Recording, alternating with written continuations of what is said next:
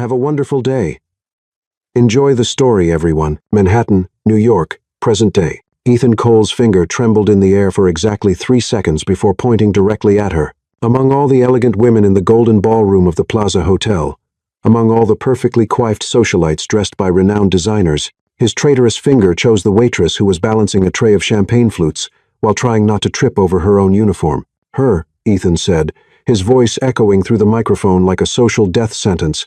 My fiancée is her. The silence that followed was so thick you could cut it with a butter knife. 300 guests from New York's elite turned their perfectly styled heads to stare at Ava Harper, who at that moment dropped not only her tray, but also her composure onto the imported marble floor. The champagne glasses scattered like golden fireworks across the designer heels of Mrs. Whitmore, who shrieked as if she'd been attacked by a rabid pigeon in Central Park. Oh my gosh, I'm so sorry, Ava shouted, her hazel eyes wide with horror, cheeks red as a Broadway theater curtain. I had no idea you were, pointing at me for something. Ethan closed his eyes and wished a portal would open up and transport him to literally anywhere else. Mars seemed appealing right about now. 5 minutes earlier, everything had made sense. His grandfather, Victor Cole, a man who had built a real estate empire with his own calloused hands and legendary stubbornness, had finally played his ultimate card. Either Ethan got married by the end of the year, or he'd lose his inheritance of $500 million to his cousin Dylan, a trust fund party boy who spent money like it was confetti at New Year's Eve. I don't care who, Victor had growled, his steel gray eyes unwavering, but it has to be someone real, someone with character, no more models or empty socialites. I want to see authenticity in her spirit. And then the society reporter appeared, camera in hand, asking about Ethan's wedding plans, and Grandpa was right there wearing that expression that screamed, do something or lose everything.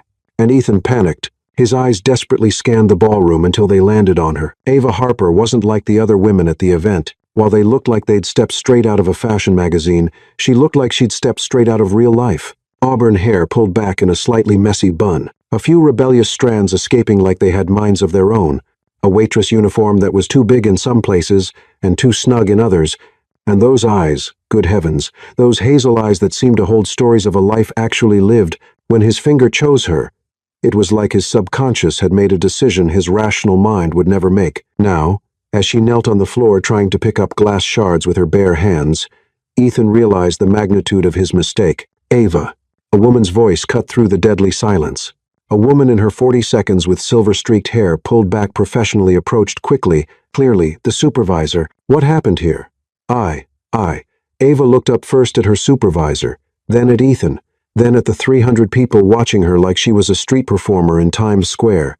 I think I just got promoted or fired. The jury's still out on this one. A nervous laugh escaped Ethan's lips, then another, and before he could stop himself, he was chuckling like someone who'd completely lost his marbles in the middle of the most important event on New York's social calendar. Are you all right, sir? Ava asked, still on her knees on the floor. Because you kind of pointed at me and announced I was your fiancé, and I've worked here for 3 years.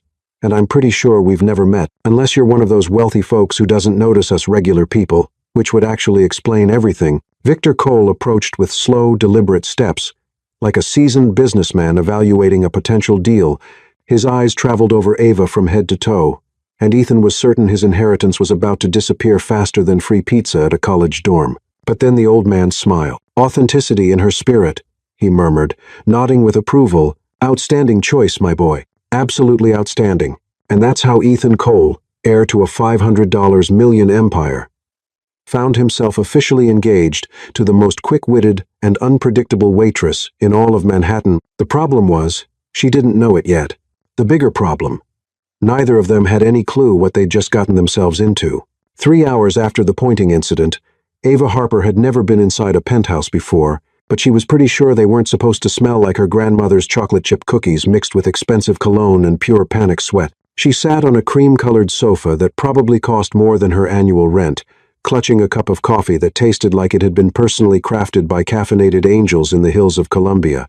Across from her, Ethan Cole paced back and forth like a caged tiger at the Bronx Zoo, running his hands through his dark hair until it stood up in 12 different directions. Okay, he said for the 15th time. Let me explain this again. Please don't, Ava interrupted, crossing her legs and nearly spilling the divine coffee. because the last 14 explanations made progressively less sense. I think we peaked at explanation number 8, where you mentioned your grandfather might actually be a secret government agent. Ethan stopped pacing. I never said he was a secret agent. You were building up to it. I absolutely was not. He caught himself, took a deep breath, and sat down across from her in a leather chair that probably cost more than her car. Look, Ava, it's just Ava. Nobody calls me Ava Harper except my landlord when the rent's late and telemarketers. Ava, he corrected, and something about the way he said her name made her stomach do a little somersault. Annoying. The situation is complicated, but the solution is simple. Oh, fantastic. Complicated, but simple. My favorite kind of problem, like advanced calculus or programming a universal remote. Ethan leaned forward, his blue eyes intense. My grandfather controls a $500 million inheritance. If I don't get married by December 31st, it all goes to my cousin Dylan. And Dylan is, imagine, a golden retriever that learned how to use a credit card and developed a serious shopping addiction. Despite everything, Ava snorted with laughter. That's surprisingly specific. Last month, Dylan bought a yacht. He lives in Colorado. Okay, I'm starting to see the problem. Ethan stood up again, resuming his pacing. So, when that reporter asked about my love life and Grandpa was standing right there with that look that says, produce a fiancé or become financially irrelevant, I panicked and somehow my brain decided you were the solution. Your brain has questionable decision-making skills. Tell me about it. He stopped and looked at her directly. But here's the thing. My grandfather liked you. In 3 minutes of watching you handle a public disaster with humor and grace, he was more impressed than he's been with anyone I've ever brought home. Ava set down her coffee cup with deliberate precision. Okay, so let me get this straight. You want me to pretend to be your fiancé so you can inherit $500 million? That's accurately summarizing the situation. Yes. And what do I get out of this arrangement? Ethan pulled out a leather folder and placed it on the coffee table between them. Full medical coverage for you and your family. $100,000 up front. Another $100,000 when we break up after I inherit. Plus, I'll pay off your student loans. Ava's eyes widened. She opened the folder and stared at the contract inside. The numbers looked like they had too many zeros. How do you know I have student loans? Lucky guess. Most people our age do. She flipped through the pages, her mind racing. With this money, she could finally help her mom with her medical bills. Her little sister could go to the college she'd been dreaming about instead of settling for community college. She could stop working 3 jobs just to survive in New York. There's got to be a catch, she said, looking up at him suspiciously. Rich people don't just hand out money like Halloween candy. The catch is that we have to be convincing. My grandfather isn't stupid, and neither is the rest of my family. We'd need to spend time together, go to family events, make people believe we're actually in love. And how long would this charade last? 6 months. Maybe 7. Long enough to convince everyone it's real, then we can have a mutual breakup after I inherit. Ava leaned back against the impossibly soft sofa cushions. This is insane. Completely. I could be a terrible actress. You handled the champagne disaster like a professional comedian. I think you'll be fine. Your family might hate me. My family hates everyone. Don't take it personally. She stared at the contract again. The number at the bottom seemed to glow like a neon sign. Financial freedom, security, the ability to help the people she loved most. If I say yes, she said slowly, what happens next?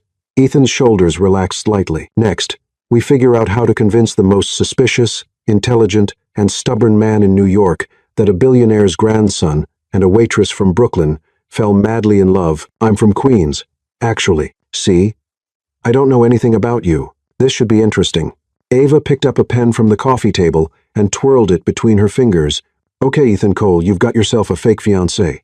As she signed her name at the bottom of the contract, neither of them noticed the slight smile playing at the corners of Victor Cole's mouth as he watched from his study's security monitor. The old man had been in business long enough to recognize when someone was exactly where they were supposed to be, even if they didn't know it yet. 1 week later, Central Park, New York. Ethan Cole had planned what he thought was the perfect fake first date. Romantic, but not too intimate. Public enough to be seen by the right people. Expensive enough to impress his family's spies who were undoubtedly watching from somewhere in the shadows. What he hadn't planned for was Ava Harper showing up in ripped jeans, combat boots, and a vintage band t-shirt that read to be mild in faded letters.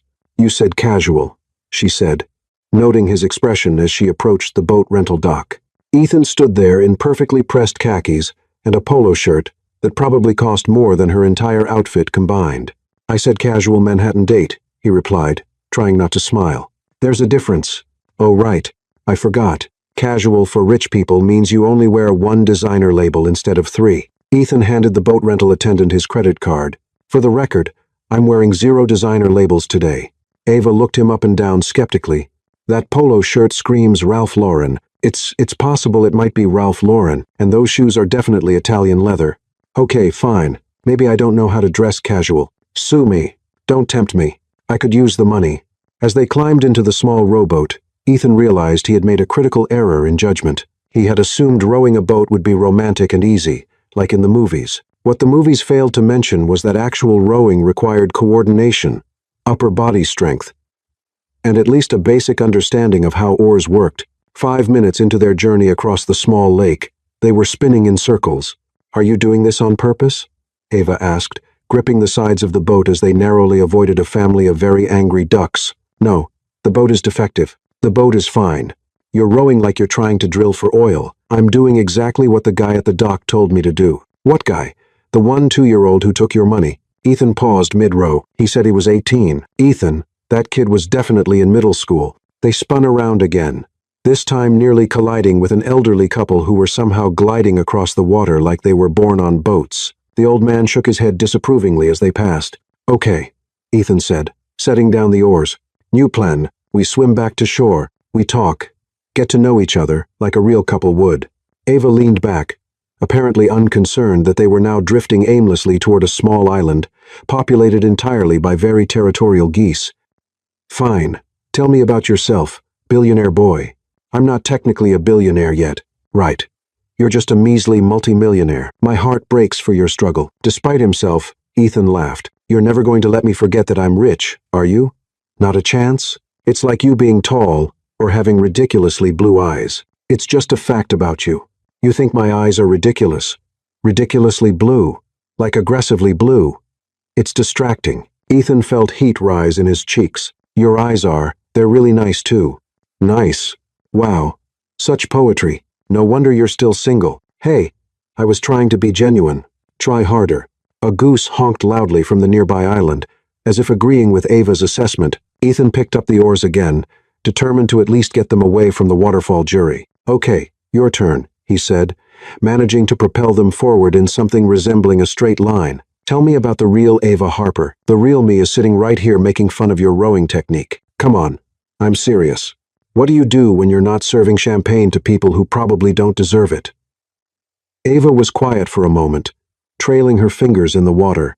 I write, actually, freelance articles, blog posts, the occasional short story that gets rejected by magazines. What kind of articles? Human interest stuff, mostly stories about real people doing interesting things, like the guy who started a community garden in an abandoned lot in Queens, or the teacher who's been buying school supplies for her students for 20 years with her own money. Ethan stopped rowing, genuinely interested. That sounds amazing. It doesn't pay much. Which is why I also work at the plaza and do social media consulting for small businesses, and sometimes I walk dogs for rich people who are too busy to take care of the pets they bought on impulse. You walk dogs. Your lifestyle is showing again, Ethan. Yes, some people pay other people to walk their dogs. No, I think it's great. I never thought about it. Most people like you don't. People like me. People who've never had to choose between paying for groceries or paying for gas. The boat drifted in comfortable silence for a moment. Ethan found himself studying Ava's face. The way she looked at the water, the small scar above her left eyebrow, the way she bit her lower lip when she was thinking. What's the scar from? He asked. She touched her eyebrow automatically. Skateboarding accident when I was 12. My sister dared me to try a trick I had no business attempting. You have a sister? Emma. She's 19, going to college in the fall. Pre-med if she can afford it. Is that why you took this job? To help with her tuition?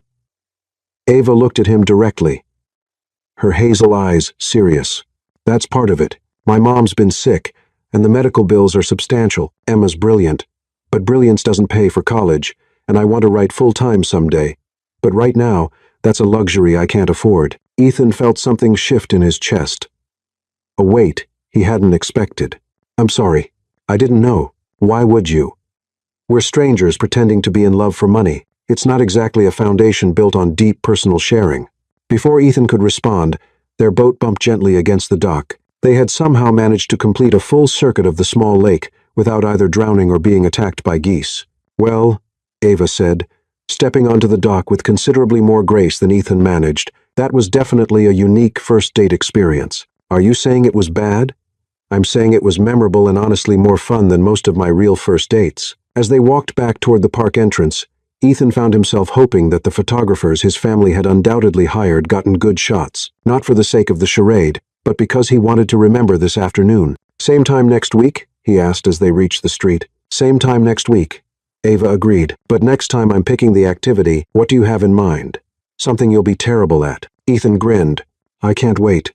As he watched her disappear into the subway station, Ethan realized that for the first time in years, he was actually looking forward to something. The fact that it involved spending time with his fake fiancée was a complication he wasn't quite ready to examine. 3 blocks away, Victor Cole lowered his binoculars and smiled. His grandson was in more trouble than he realized, and Victor couldn't be happier about it. 2 weeks later, Cole family estate, the Hamptons. Ava Harper had seen wealth before. She'd served champagne to billionaires, cleaned penthouses that cost more than small countries' GDP, and walked dogs whose accessories had higher price tags than her car. But nothing had prepared her for the Cole family estate in the Hamptons. The mansion rose from perfectly manicured grounds like something out of a fairy tale written by someone with serious money issues. Wraparound porches, towering columns, and enough windows to supply a small city. The circular driveway could have accommodated a small airport, and the fountain in the center featured what appeared to be dolphins made of actual marble. "You grew up here?" Ava asked, staring up at the imposing structure as Ethan's BMW crunched to a stop on the gravel. "Summers mostly," Ethan replied, his knuckles white on the steering wheel. "Christmas breaks. Anytime my parents wanted to remind me about family legacy and responsibility to the Cole name." "And how did that work out for them?" "Well, I'm currently paying a waitress to pretend to be my fiancée. So, I'd say their parenting strategy had mixed results." Ava unbuckled her seatbelt but didn't move to get out of the car. "Ethan, I have to ask you something, and I need you to be completely honest." "Okay. On a scale of 1 to 10, how likely is it that your family will see right through this and I'll end up accidentally confessing everything before dessert?" Ethan considered this seriously. "Well, my cousin Dylan has the observational skills of a particularly unobservant rock, so he's not a concern. My Aunt Beatrice thinks anyone who makes less than 7 figures annually is basically invisible, so she won't even really look at you closely enough to be suspicious. That's weirdly comforting. My Uncle Harold will try to quiz you about stock portfolios and investment strategies, but he does that to everyone, including the mailman and your grandfather." Ethan was quiet for a long moment. "Grandpa is complicated. He's the smartest person I've ever met, and he has this way of seeing straight through people's pretenses.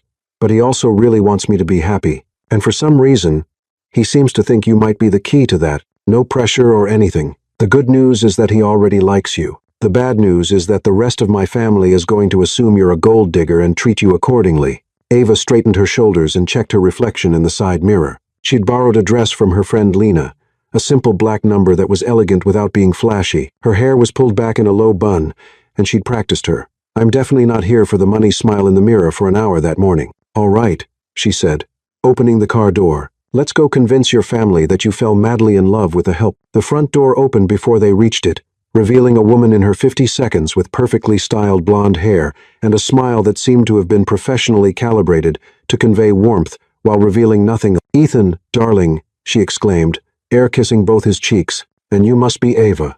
I'm Evelyn Cole, Ethan's aunt." "It's so nice to meet you, Mrs. Cole," Ava replied, offering her hand. Evelyn looked at the offered handshake like it was a particularly exotic species of bug. "Oh, we're huggers in this family, dear." She pulled Ava into an embrace that felt like being hugged by a very expensive mannequin.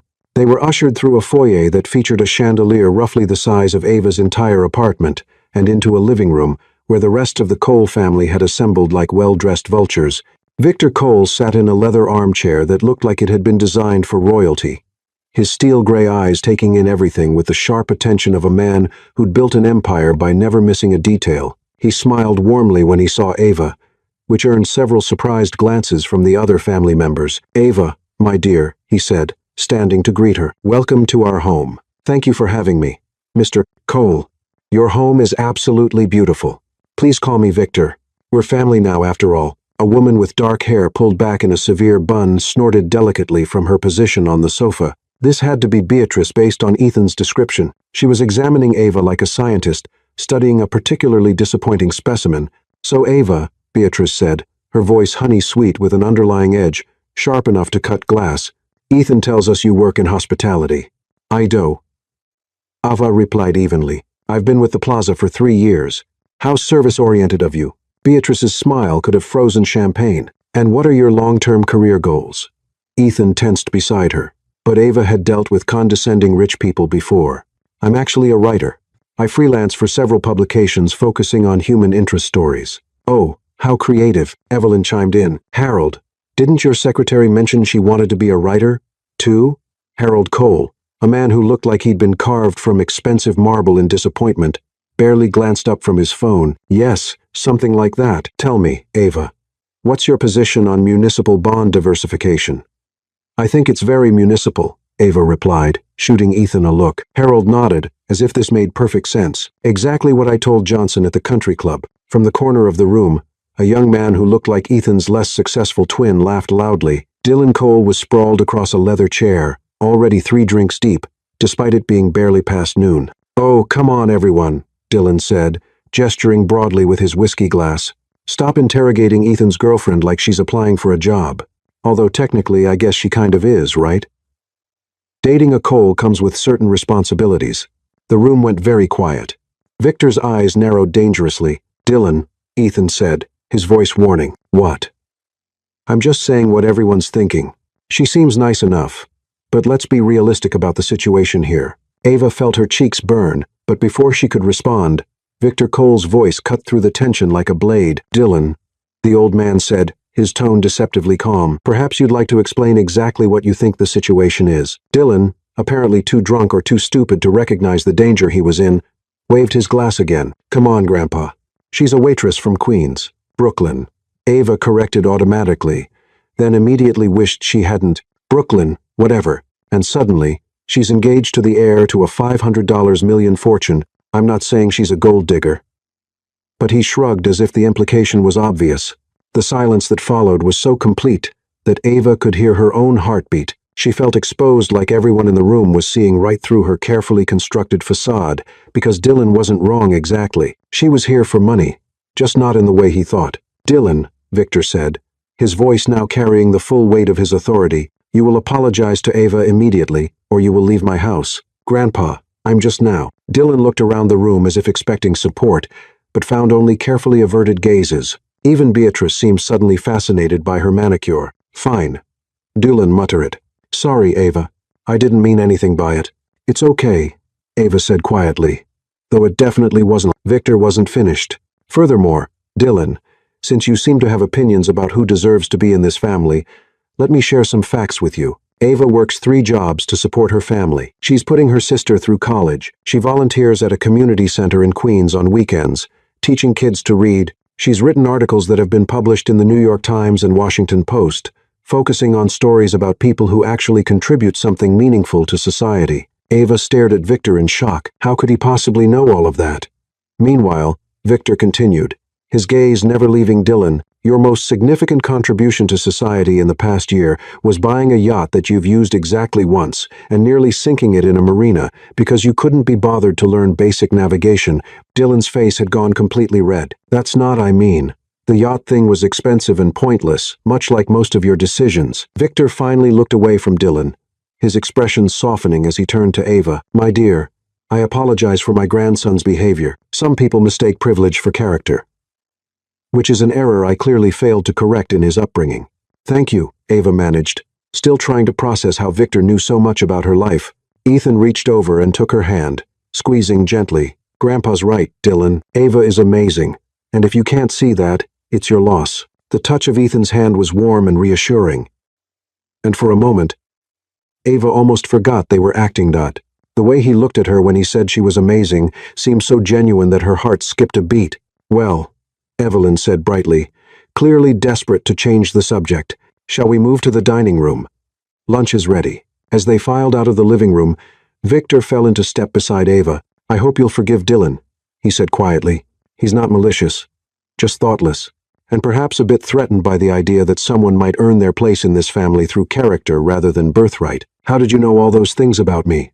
Ava asked. Victor's eyes twinkled. "My dear, when someone is going to become part of my family, I make it my business to know who they really are. I'm quite impressed with what I found." Ava felt a stab of guilt. Victor was being so kind, so welcoming, and here she was lying to him about everything that mattered. "I hope I don't disappoint you," she said, meaning it more than she expected to. "I don't think that's possible," Victor replied with a warm smile. Lunch was a surprisingly pleasant affair. Once Dylan had been banished to the pool house to think about his attitude, Beatrice remained coolly polite, asking pointed questions about Ava's background and family connections.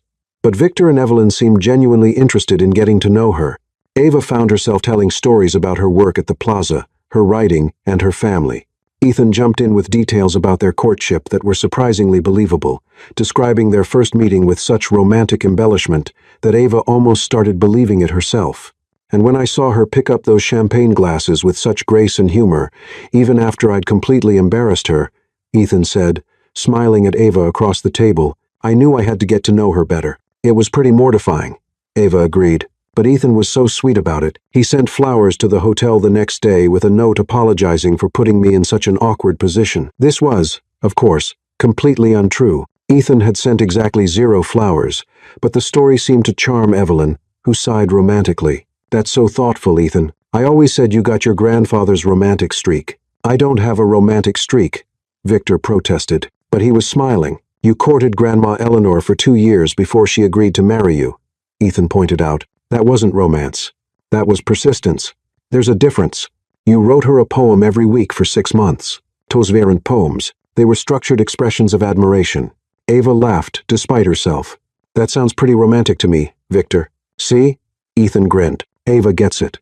The afternoon continued with a tour of the estate, during which Ava tried not to gawk at the indoor swimming pool, home theater, and library that looked like something out of a movie about British aristocrats. Ethan stayed close beside her, pointing out childhood hiding spots and sharing stories that painted a picture of a lonely kid in a beautiful prison. As the sun began to set, they found themselves alone on the back terrace, overlooking gardens that probably required a team of 12 gardeners to maintain. "That wasn't as bad as I expected," Ava said, leaning against the stone balustrade. "Dylan was worse than I anticipated, but you handled it perfectly," Ethan replied. "I'm sorry about what he said. He was completely out of line." "He wasn't entirely wrong, though." Ethan turned to face her. "What do you mean?" Ava was quiet for a moment, watching the sunset paint the sky in shades of pink and gold. "I am here for money, Ethan. Maybe not the way Dylan thinks, but I'm still here because you're paying me to be." "Ava, your grandfather seems like such a good man, and he's being so kind to me, and I feel terrible about lying to him." Ethan moved closer, his voice gentle. "You're not just here for money. You could have said no to this whole crazy scheme. You're here because you care about your family. Because you're trying to build a better life for the people you love. That's not being a gold digger. That's being a good person in an impossible situation." Ava looked up at him, surprised by the intensity in his blue eyes. "When did you become so wise?" "I've been spending time with this amazing woman who's teaching me to see things differently." For a moment, they just stood there looking at each other, the fake engagement, and the money, and all the complications falling away. Ava felt drawn to him in a way that had nothing to do with their arrangement, and everything to do with the way he made her laugh, the way he listened when she talked, the way he stood up for her when Dylan was being an ass. "Ethan," she started to say, but was interrupted by Victor's voice from behind them. "I hate to interrupt," the old man said, stepping onto the terrace, "but I wanted to have a word with both of you before you head back to the city." They turned to face him, and Ava was struck by how serious his expression had become. "I know this is unconventional," Victor said, "but I wanted to discuss the wedding timeline." Ava's heart stopped. "The wedding timeline. Well, yes. If you're going to be married by the end of the year, we need to start making arrangements. I was thinking perhaps October. That would give us enough time to plan something appropriate without feeling rushed." Ethan and Ava exchanged panicked glances. In all their planning, they had somehow failed to discuss the actual logistics of a fake wedding. "October sounds great," Ethan said weakly. "Wonderful," Victor beamed. "I'll have Evelyn start reaching out to venues tomorrow. I'm thinking we should aim for something elegant, but not ostentatious. Perhaps the botanical gardens or that lovely vineyard upstate that the Ashfords used for their daughter's wedding." As Victor continued planning their fake future, Ava felt a growing sense of dread. This had started as a simple business arrangement, but it was spiraling into something much more complicated. And the way Ethan was looking at her, like he was just as confused about where the pretending ended and reality began, wasn't helping matters. "I should probably get Ava back to the city," Ethan said eventually. "It's been a long day." Of course, Victor agreed. "Ava, my dear, thank you for a lovely afternoon. I hope you'll consider this your second home." As they said their goodbyes and made their way back to the car, Ava's mind was racing. October was only 3 months away. 3 months to maintain this charade. To keep pretending to be in love with a man who was making it increasingly difficult to remember why it was supposed to be pretend. "So," Ethan said as they pulled out of the circular driveway, "we're apparently getting married in October." "Apparently. So any thoughts on flowers, because I have a feeling Evelyn is going to ask." Despite everything, Ava laughed. "I've always liked peonies." "Peonies it is." As the mansion disappeared behind them, neither of them mentioned the obvious problem that somewhere between the boat disaster and standing up to Dylan and planning a fake wedding, their fake relationship had started feeling remarkably real, and neither of them was quite sure what to do about it. 6 weeks later, various locations across Manhattan, the wedding planning had taken on a life of its own, like a beautiful, expensive monster that demanded constant feeding. Evelyn Cole had transformed into a bridal general, coordinating vendors with military precision and treating Ava's opinions as adorable suggestions rather than actual decisions about her own wedding. Ava stood in the middle of Kleinfeld Bridal, surrounded by enough white fabric to outfit a small army of ghosts, wondering how her life had become so surreal. The dress she was currently wearing cost more than her annual salary, and according to the enthusiastic consultant, it was just a starting point. "The beadwork on this Vera Wang is absolutely exquisite," gushed Priscilla, the bridal consultant who spoke about wedding dresses the way art critics discussed Renaissance masterpieces, "and see how it accentuates your natural waistline. Divine." Through the mirrors, Ava could see Ethan sitting in one of the plush chairs designated for grooms, looking like he'd rather be literally anywhere else.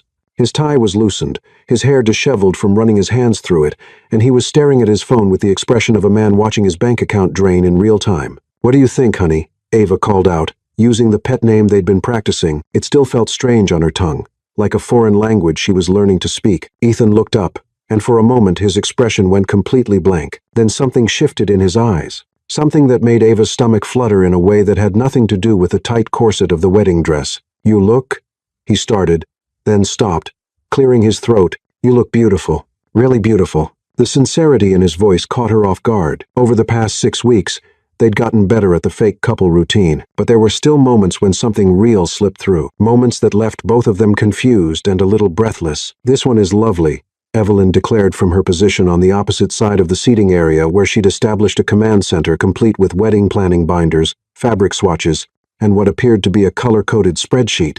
"But perhaps we should try the Oscar de la Renta next. I've heard wonderful things about their new collection." Ava caught Ethan's eye in the mirror and saw her own exhaustion reflected back at her. They'd been doing this dance for hours, trying on dresses, discussing flowers, tasting cakes, choosing invitations, all for a wedding that was never going to happen. The guilt was eating her alive. "Actually," Ava said, stepping down from the platform, "I think I need a break. All these beautiful dresses are making me a little overwhelmed." "Of course, darling," Evelyn said, not looking up from her spreadsheet. "Wedding planning can be quite intense. Why don't you and Ethan go get some coffee? I'll stay here and narrow down the options." As they escaped into the relative sanity of the Manhattan sidewalk, Ava took a deep breath of exhaust-scented air and immediately felt better. "I thought she was going to make me try on every dress in the store," she said, falling into step beside Ethan as they walked toward a nearby coffee shop. "She might still do that. Evelyn doesn't believe in leaving any stone unturned, especially when she's spending someone else's money." "Your money, you mean?" "Technically, it's Grandpa's money until I inherit, but yes." Ethan held the door open for her as they entered a small cafe that smelled like coffee beans and possibilities. "Are you okay? You seem, I don't know, more stressed than usual." Ava ordered a large coffee with an extra shot of espresso, which felt appropriate given her current life situation. "I'm fine, just tired." "Ava."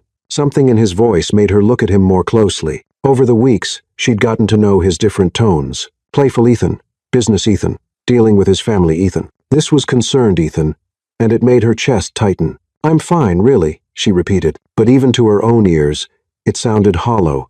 They found a table in the back corner away from the bustle of caffeine-dependent New Yorkers. Ethan leaned forward, his blue eyes serious. Talk to me. What's really going on? Ava wrapped her hands around her coffee cup, using the warmth to ground herself. It's just all of this is becoming very real, isn't it? The dress shopping, the venue booking, the caterer meetings. Your grandfather is so excited about this wedding, and your Aunt Evelyn has probably already ordered the flowers. And that's bothering you? Isn't it bothering you? She countered. We're planning this elaborate, expensive wedding for hundreds of people. And it's all based on a lie. Your family is investing time and money and emotional energy into something that's never going to happen. Ethan was quiet for a long moment, stirring his coffee with unnecessary concentration. I've been thinking about that, too, he admitted, and I don't know what to do about it. He looked up at her, and she saw her own confusion reflected in his expression. 6 weeks ago, this seemed straightforward. Fake engagement, fake wedding planning, real inheritance, clean break. But now? Now I look forward to seeing you every day. I've memorized the way you laugh when you think something is genuinely funny, versus when you're just being polite.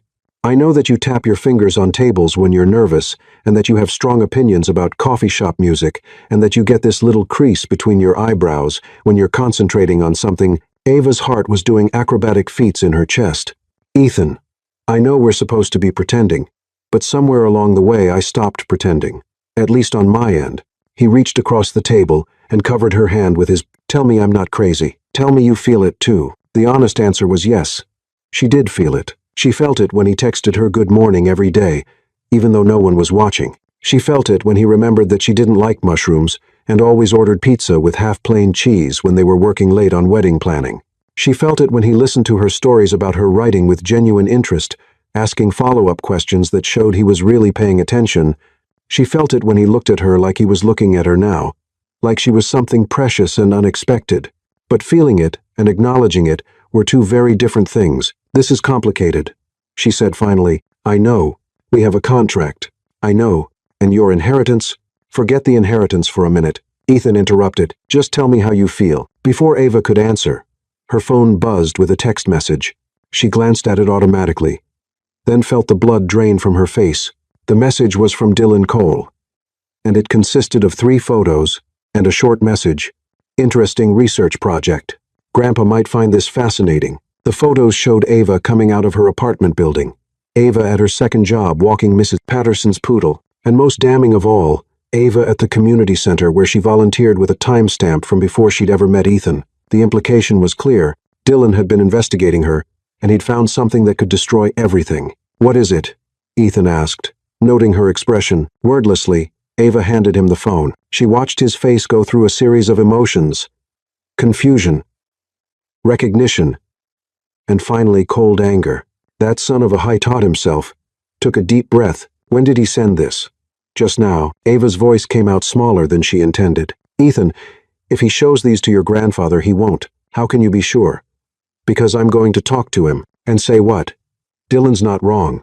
Your grandfather thinks we met at the plaza and fell in love naturally. If he finds out that you knew where I lived and worked before we ever officially met, he'll put the pieces together." Ethan was already standing up, his jaw set in a way that suggested Dylan Cole was about to have a very unpleasant conversation. "Ethan." "Wait." Ava grabbed his arm. "Don't do anything rash. Let me think about this." "There's nothing to think about. Dylan is trying to blackmail us, and I'm not going to let him. But what if he's right to be suspicious? What if we've been kidding ourselves, thinking we could pull this off?" Ethan sat back down, but she could see the tension radiating through his entire body. "Is that what you think? That we're kidding ourselves? I don't know what I think anymore."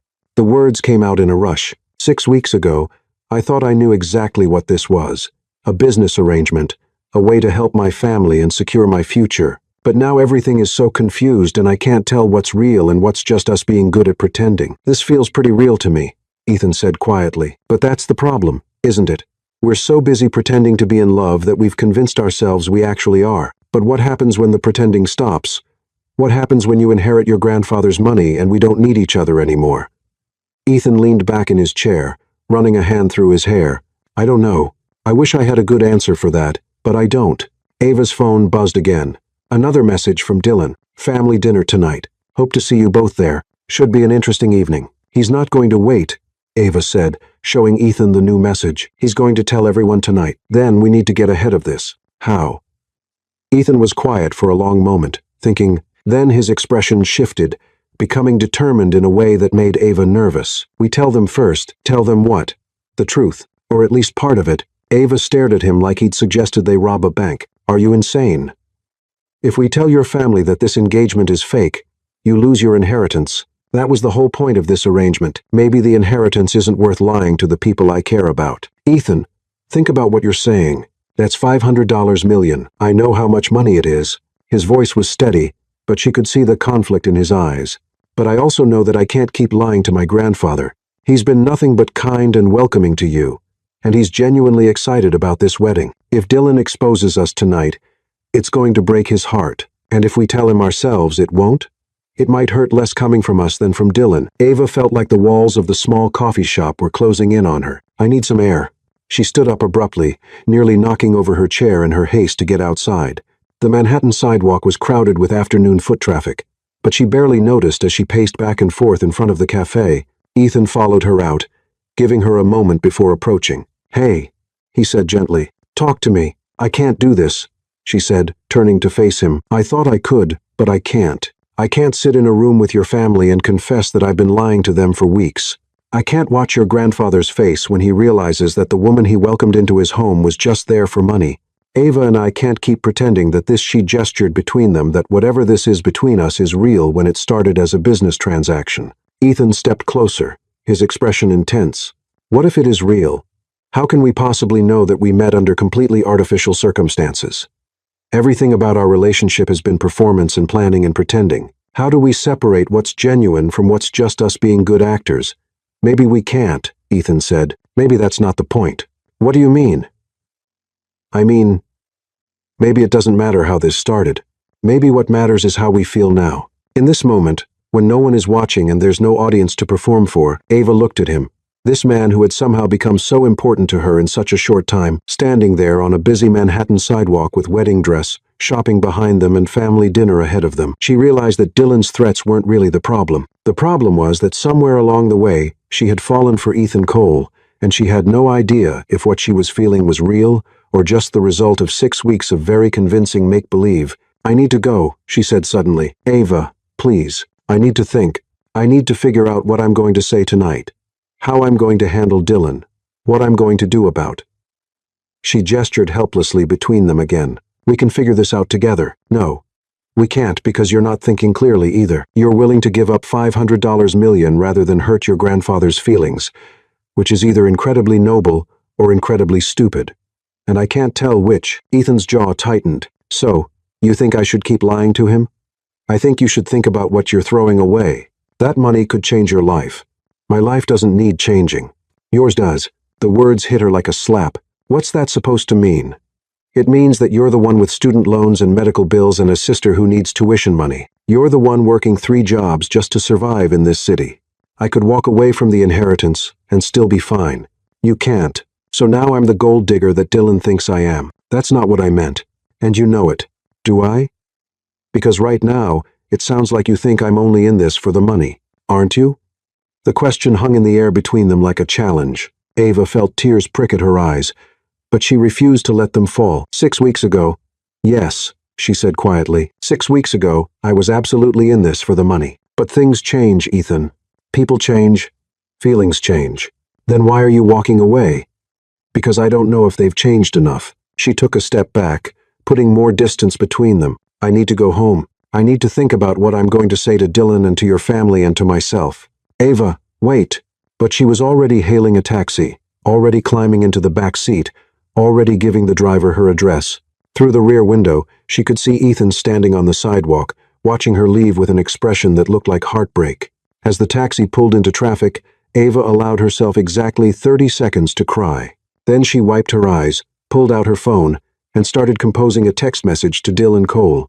If he wanted to play games, she was going to make sure she knew the rules. Meanwhile, across town, Dylan Cole sat in his overpriced apartment, surrounded by empty takeout containers and the kind of expensive alcohol that people bought when they wanted to feel important.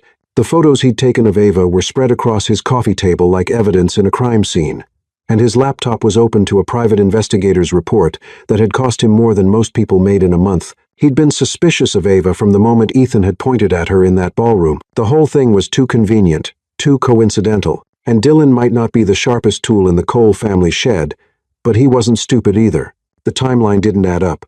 According to the PI's report, Ethan had been to the Plaza Hotel dozens of times in the months before the engagement announcement, always for business meetings that could have been held anywhere. The same Plaza Hotel where Ava worked. The volunteering at the community center was interesting too. Ava had been there every Saturday for 6 months, long enough for someone to establish a pattern to learn her schedule. Dylan took another swig of whiskey and studied the photos again. There was something else bothering him. Something beyond the obvious setup of the engagement itself. His grandfather's reaction. Victor Cole was the most suspicious, careful, calculating man Dylan had ever known. The old man had built an empire by never trusting anyone completely, by always verifying information before making decisions. It wasn't like him to welcome a stranger into the family without extensive vetting. Unless he had done extensive vetting, Dylan opened his laptop and pulled up his grandfather's financial records. Records he probably wasn't supposed to have access to. But what was the point of having a trust fund if you couldn't occasionally abuse the privileges that came with it? There it was, buried in the expenses from 2 months ago, a payment to Consolidated Investigations, the same firm Dylan had used to research Ava. Victor Cole had investigated his grandson's fiancée before Dylan had even thought to be suspicious, which meant either Victor had discovered the same inconsistencies Dylan had found and was playing along for his own reasons, or Dylan sat back in his chair, a slow smile spreading across his face, or Victor Cole was orchestrating the whole thing. The old man had been complaining for years about Ethan's lack of direction, his failure to settle down, his reluctance to take on family responsibilities. What if Victor had decided to take matters into his own hands? What if the engagement wasn't Ethan's idea at all? Dylan reached for his phone and scrolled through his contacts until he found the number for the private investigator. Mitchell. The gruff voice answered on the second ring. It's Dylan Cole. I need you to dig deeper on that Mitchell girl. I gave you everything I found. Not on her. On who might have hired her. There was a pause. You think someone else is pulling the strings? I think my grandfather is a lot more manipulative than anyone gives him credit for. Dylan was already formulating a plan, a way to turn this information to his advantage. I want to know every financial transaction Ava Harper has made in the past 3 months. Every payment, every deposit, every coffee purchase, and I want to know if any of it connects back to Victor Cole or Cole Enterprises. That kind of investigation is expensive. I don't care what it costs. It'll also take time. Dylan glanced at the clock on his laptop. The family dinner was in 3 hours. How much time? For the kind of detail you're asking for? A few days? Maybe a week? I need something tonight. Tonight I can get you bank records, maybe credit card statements if she's careless about online security, but the detailed financial forensics will take longer. Do what you can. And Mitchell, this stays between us. If my grandfather is playing games, I want to know before anyone else does. After hanging up, Dylan poured himself another drink and walked to the window overlooking Central Park.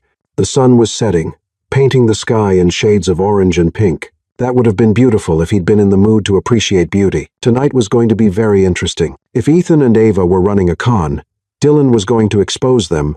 If Victor was running a con, Dylan was going to figure out how to use it to his advantage.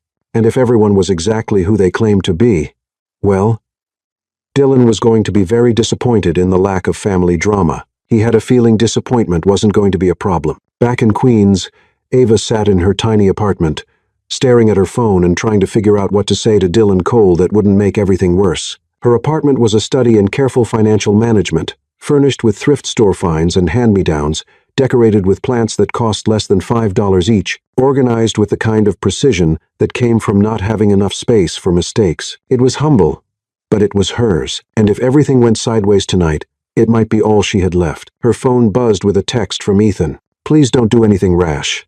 We can figure this out together. Another buzz, this one from Dylan. Looking forward to our chat tonight. I think Grandpa will be very interested in what I have to share. And then, surprisingly, a third text from Victor Cole himself. My dear, I hope you'll join us for dinner tonight. There are some family matters I'd like to discuss. Ava set the phone down and buried her face in her hands. 6 weeks ago, her biggest worry had been making rent. Now she was caught in what felt like a high-stakes game of chess, except she wasn't sure who the other players were, or what they were all trying to win. The worst part was that her feelings for Ethan were real, even if everything else about their relationship was built on lies. She tried to convince herself that it was just the result of spending so much time together, of being good at playing a role. But lying here in her own apartment with no audience and no performance required, she couldn't deny it anymore. She was in love with him. She was in love with Ethan Cole.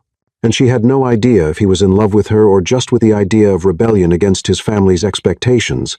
Her phone rang, startling her out of her thoughts.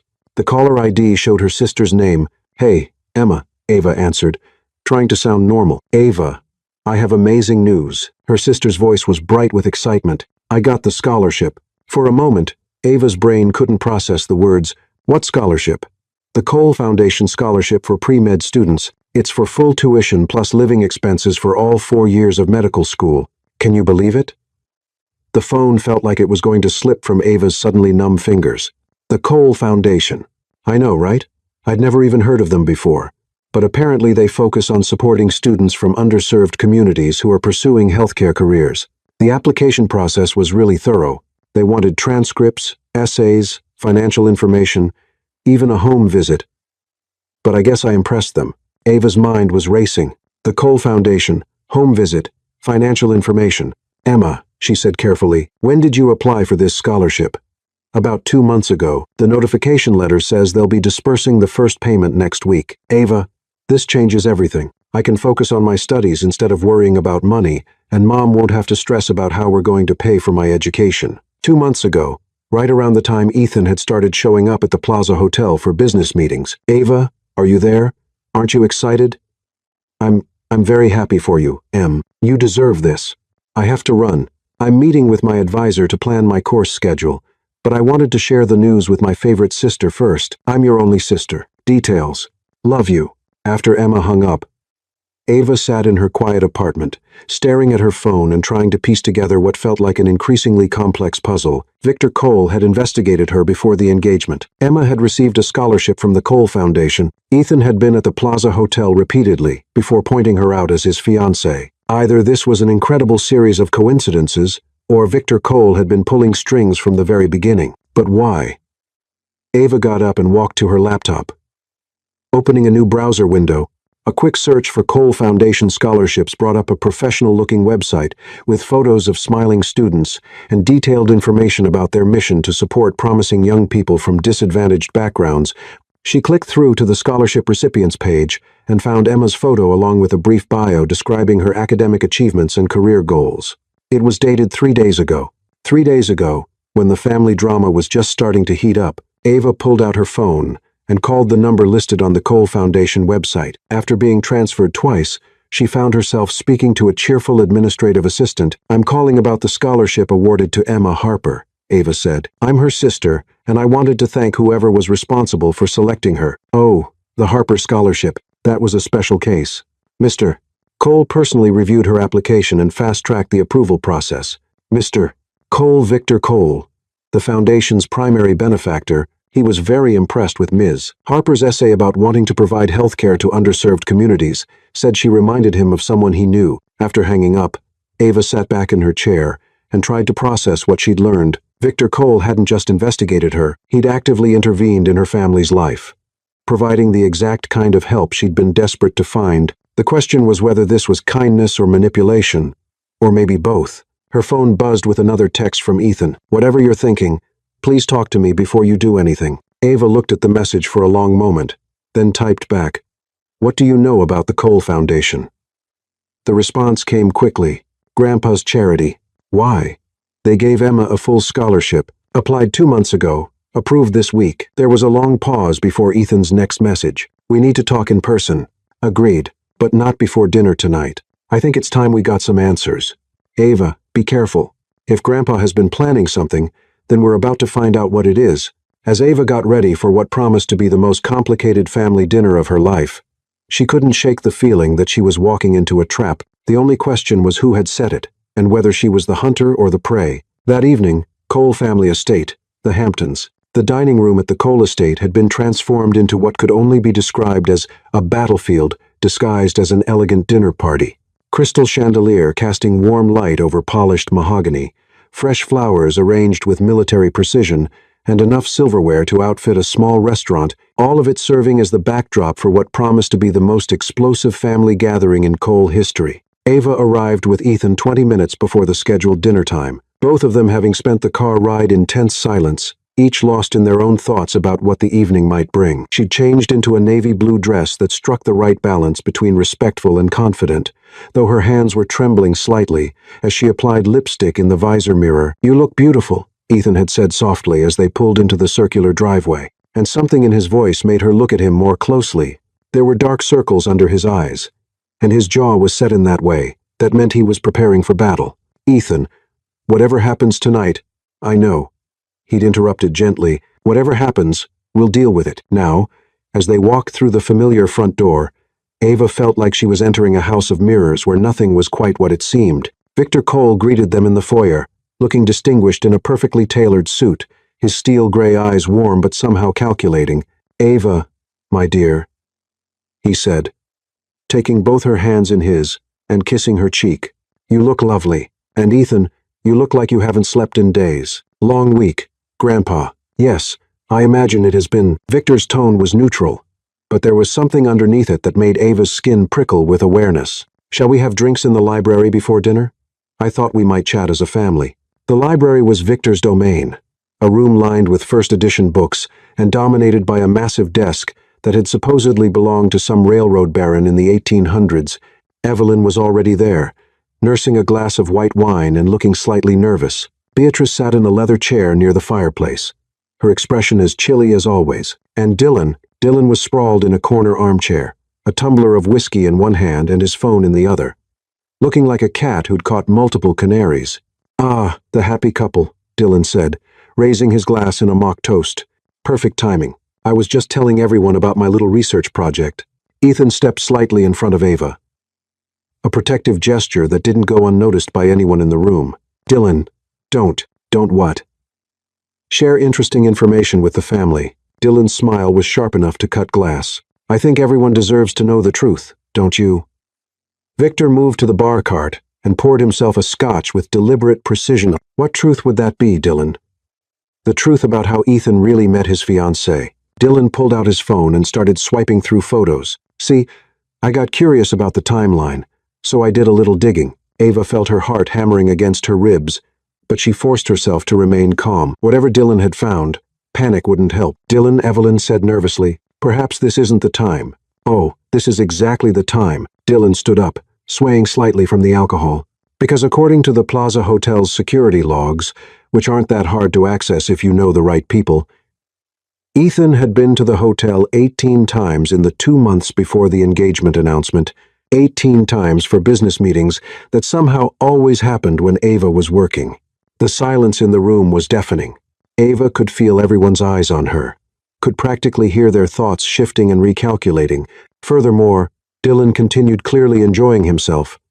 "Our sweet little Ava has been volunteering at a community center in Queens every Saturday for 6 months. Same community center that received a rather generous anonymous donation from Cole Enterprises about 3 months ago." Ethan's face had gone completely white. "Dylan, you're drunk. You don't know what you're talking about." "Am I?" "Then explain this." Dylan held up his phone, showing what appeared to be bank records. "Explain why Ava Harper received a payment of $50,000 from a Cole Enterprise subsidiary exactly 1 week after your engagement announcement." Ava's world tilted sideways. She hadn't received any payment from Cole Enterprises. Her contract with Ethan was completely separate, handled through his personal attorney. Either Dylan was lying, or someone else was moving money in her name. "That's impossible," she said, finding her voice. "I never received any payment from Cole Enterprises." Dylan's smile widened. "Are you sure about that?" "Because I have documentation right here showing enough." Victor's voice cut through Dylan's theatrics like a blade. The old man hadn't raised his voice, but something in his tone made everyone in the room go silent. "Dylan, sit down." "But Grandpa, don't you want to hear?" "Sit down." Dylan sat, his bravado deflating like a punctured balloon. Victor walked to the center of the room, his scotch untouched in his hand. "I think it's time we all had an honest conversation." "Victor," Evelyn said nervously. "What's going on?" "What's going on, Evelyn? Is that my family seems to believe I'm a senile old man who can be easily deceived." His gaze swept the room, landing on each person in turn. "Dylan, your investigation was thorough, but incomplete. You found pieces of the puzzle, but you failed to see the bigger picture." He turned to face Ethan and Ava directly, and you two have been so busy trying to fool everyone else that you've been fooling yourselves. Ethan stepped forward. Grandpa, I can explain. Can you? Then please explain to me how you think this all started. Ethan and Ava exchanged glances. There was no point in lying anymore. Dylan had already exposed too much. I needed to get married to inherit, Ethan said quietly, and I panicked at the charity event. I pointed to Ava without thinking, and then I offered her money to go along with it. And you, my dear? Victor asked, looking at Ava. Ava lifted her chin, meeting his gaze directly. I needed money for my family, my mother's medical bills, my sister's college tuition. Ethan offered me a way to help them, so I said yes. I see. Victor nodded thoughtfully. And at what point did you both realize you were being manipulated? The question hung in the air like a bomb waiting to explode. What? Ethan asked. Victor moved to his desk and opened a leather folder. Dylan was right about one thing. I did have you investigated, Ava, quite thoroughly, actually. I know about your mother's illness, your sister's academic achievements, your volunteer work, your writing career. I also know about your character, your integrity, and your fierce loyalty to the people you love. He pulled out a photograph and placed it on the coffee table. It showed Ethan entering the Plaza Hotel dated 6 weeks before the engagement announcement. I also know that Ethan had been visiting the Plaza Hotel regularly, supposedly for business meetings that could have been conducted anywhere. Victor's eyes glinted with something that might have been amusement. What I found particularly interesting was that these visits always coincided with Ava's shifts. Ava felt like she was falling through space. You mean he was watching you? Yes, my dear. For weeks before that charity gala, my grandson was finding excuses to be near you, studying your schedule, learning your habits. He was quite taken with you, though I don't think he admitted it to himself at the time. Ethan looked like he'd been struck by lightning. That's not I was just what? Victor asked mildly. Just coincidentally developing business that required frequent visits to the plaza. Just happening to time those visits to when a particular waitress was working. Ethan ran a hand through his hair, his expression confused and shaken. I didn't. I mean, I noticed her, but I wasn't deliberately. Of course you were. Victor's voice was gentle now, almost paternal. You were smitten, Ethan, completely and utterly smitten with a woman who represented everything you thought you couldn't have. Authenticity, independence, a life built on merit rather than inheritance. Dylan leaned forward, his earlier smugness replaced by confusion. Wait. So you're saying Ethan was actually stalking her? I'm saying Ethan was doing what people have done for centuries when they find themselves attracted to someone they think is out of their league. He was finding excuses to be near her while working up the courage to actually speak to her. Ava turned to stare at Ethan, who was looking at her with an expression of dawning realization and mortification. The charity gala was supposed to be your opportunity. Victor continued. I made sure you were both there. Created the perfect setup for you to finally make your move. What I didn't anticipate was that my grandson would panic and create this elaborate charade instead of simply asking you to dinner. You set up the whole thing? Ava asked weakly. The opportunity? Yes. The ridiculous fake engagement scheme was all Ethan's idea. Victor chuckled. Though I must admit, I found it rather entertaining to watch you both tie yourselves in knots trying to convince me of something I already knew wasn't true. Evelyn set down her wine glass with a sharp clink. Victor Cole, are you telling me you've been manipulating our family for months? I've been trying to help my grandson find happiness, Victor replied calmly. The manipulation, as you call it, was minimal. A few strategic donations, some carefully timed business meetings, ensuring two people who were clearly meant for each other actually had the opportunity to meet. Beatrice spoke for the first time since the conversation began. And the inheritance threat? Completely real. Ethan does need to get married by the end of the year if he wants his inheritance. Victor's eyes twinkled with mischief. I just made sure he met the right woman first. Dylan slumped back in his chair. So the whole thing was what? Some kind of elaborate matchmaking scheme? In part, yes. But what about the payment? Dylan held up his phone again. The $50,000 from Cole Enterprises. Victor reached into his jacket and pulled out another folder. Yes, that Dylan. You really should verify your sources before making accusations. He handed Dylan a document. What you found was a scholarship payment to Emma Harper from the Cole Foundation. The account information was similar enough to Ava's that a cursory investigation might confuse the two, but they're completely separate transactions. Dylan's face went red as he read the document. A scholarship for a remarkably bright young woman who wants to become a doctor and serve underserved communities, the kind of person the Cole Foundation was created to support. Victor looked at Ava, though I admit the timing of the approval was influenced by my growing fondness for her sister. Ava felt tears prick her eyes. You gave Emma the scholarship because of me. I gave Emma the scholarship because she deserved it. The timing was because of you." Ethan had been quiet through most of these revelations, but now he stepped forward, his expression intense. "Grandpa, are you saying that everything, the investigation, the donations, the charity gala setup, it was all to get me and Ava together?" "Not everything," Victor said. "The part where you fell in love was entirely your own doing."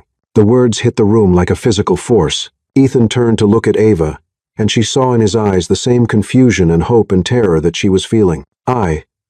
Ethan started, then stopped, shaking his head. "I don't know what's real anymore." "Then let me help you figure it out," Victor said gently. He walked to a cabinet and pulled out what appeared to be a video camera. "I've been documenting this entire process, you see. Research for a book I'm considering writing about modern matchmaking." He connected the camera to a large screen mounted on the wall, and suddenly the room was filled with video footage of Ethan and Ava over the past 6 weeks. The first clip showed them at the boat rental in Central Park laughing as they spun in circles on the water. Neither of them was performing for an audience. They were just genuinely enjoying each other's company. The second clip was from the wedding dress shopping expedition showing Ethan's face when Ava emerged in the Vera Wang gown. His expression was pure, unguarded admiration, the look of a man seeing the woman he loved in a wedding dress for the first time. The third clip was from just that afternoon outside the coffee shop where they'd argued. Even in the midst of conflict, the way they looked at each other, the way they moved in each other's orbit, spoke of deep connection and genuine care. "I've watched you two navigate this fake relationship for 6 weeks, Victor said, as the footage played, "and what I've seen is two people who stopped pretending almost immediately, but were too scared to admit it." On screen, Ethan was reaching out to touch Ava's hand during what was supposed to be a business meeting about wedding venues. His gesture completely unconscious and tender. "You've texted each other every morning for the past month," Victor continued, "not because anyone was watching, but because you wanted to. You've shared stories about your families, your dreams, your fears. You've worried about each other, protected each other, made each other laugh." Another clip showed them walking through Central Park, not posed or performing, just walking and talking like a couple who genuinely enjoyed each other's company. "The fake engagement may have brought you together," Victor said, "but what developed between you is absolutely real." The room fell silent as the video ended. Ethan and Ava were looking at each other now, really looking as if seeing each other clearly for the first time. "Ethan," Ava said softly, "when you said you'd been going to the plaza for business meetings, I lied," he said simply. I told myself they were business meetings, but really, I wanted to see you. I wanted to figure out how to talk to you without seeming like some rich guy hitting on the help, and I told myself I was just doing a job," Ava admitted. "But somewhere along the way, spending time with you became the best part of my day." Dylan made a disgusted noise. "Oh, come on. This is like watching a Hallmark movie." "Dylan," Beatrice said sharply. "Shut up." Victor smiled, looking pleased with himself. "Now then, I believe we have some things to sort out." He turned to Ethan. "First, your inheritance. The terms of my will require you to be married by December 31st. It doesn't specify that the marriage has to last any particular length of time, and it doesn't require that it begin as a real relationship. However, it does require that it be legally valid, meaning, if you want your inheritance, you'll need to actually marry Ava, not pretend to marry her, not plan a fake wedding, actually marry her." Ethan and Ava stared at each other. "And second," Victor continued, "Ava, I'm offering you a position as a staff writer for Cole Communications. Our media subsidiary, full benefits, competitive salary, the opportunity to write the kind of human interest stories you're passionate about. The job is yours, regardless of what you decide about Ethan." Ava's mouth fell open. "I what?" "You're a talented writer, and we need talented writers. This isn't charity.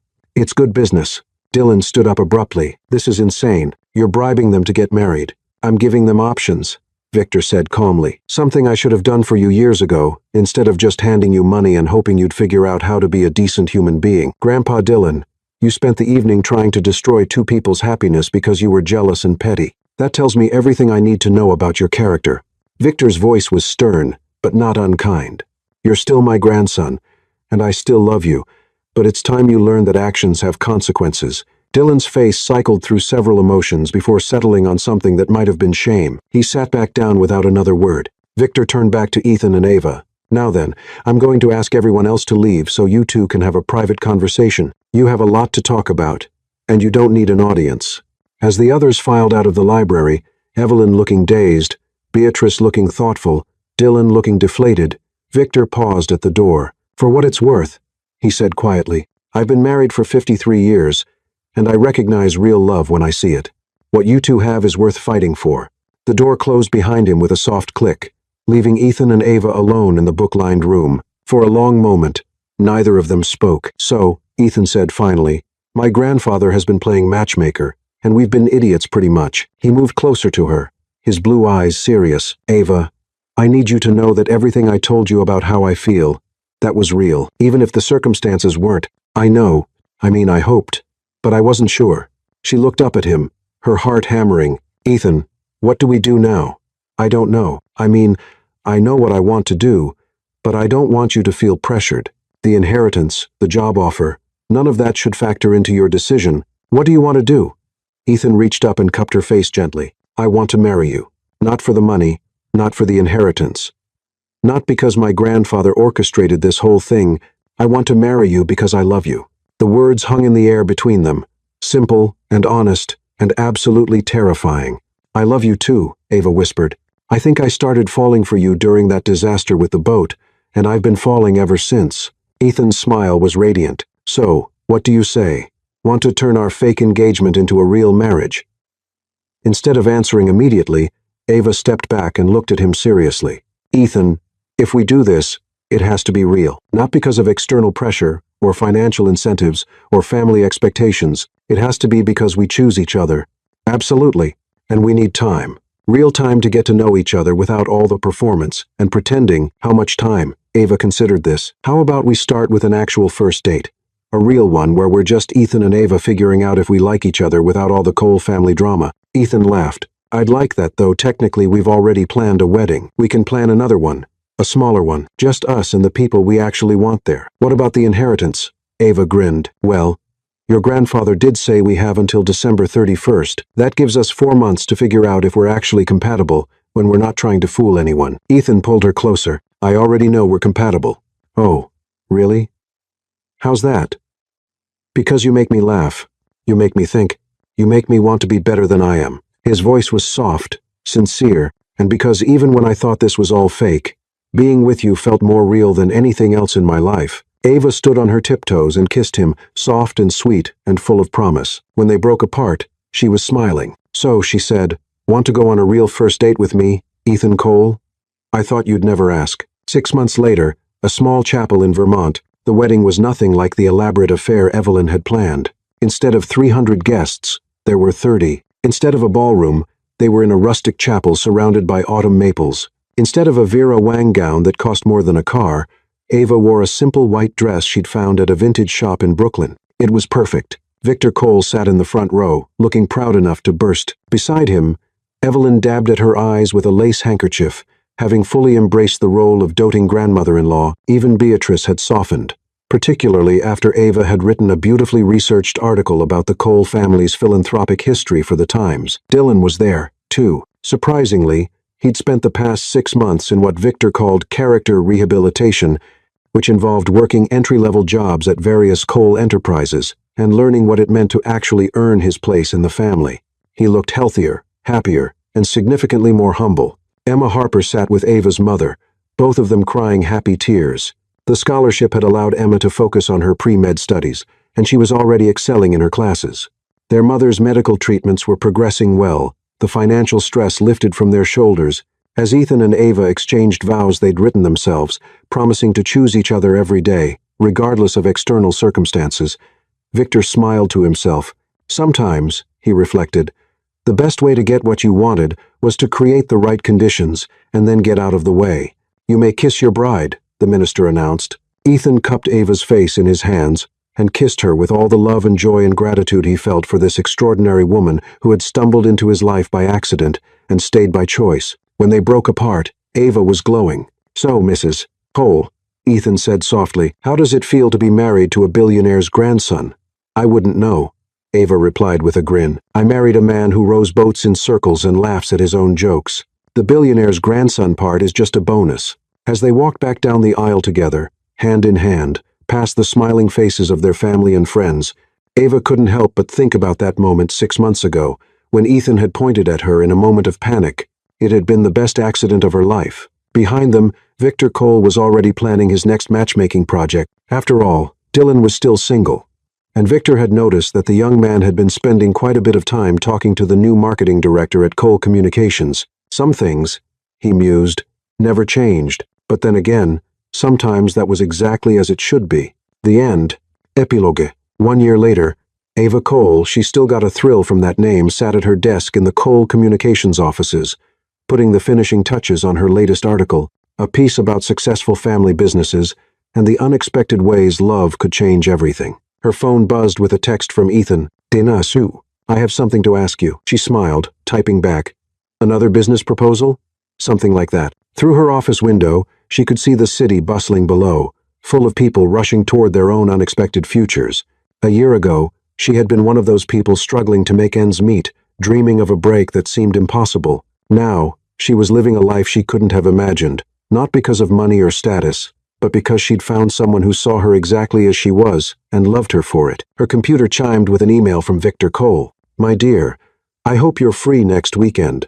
There's someone I'd like you to meet, Dylan's new friend from marketing. I think they might appreciate some advice on navigating Cole family dinners. Ava laughed out loud. Some things definitely never changed, and she was perfectly fine with that.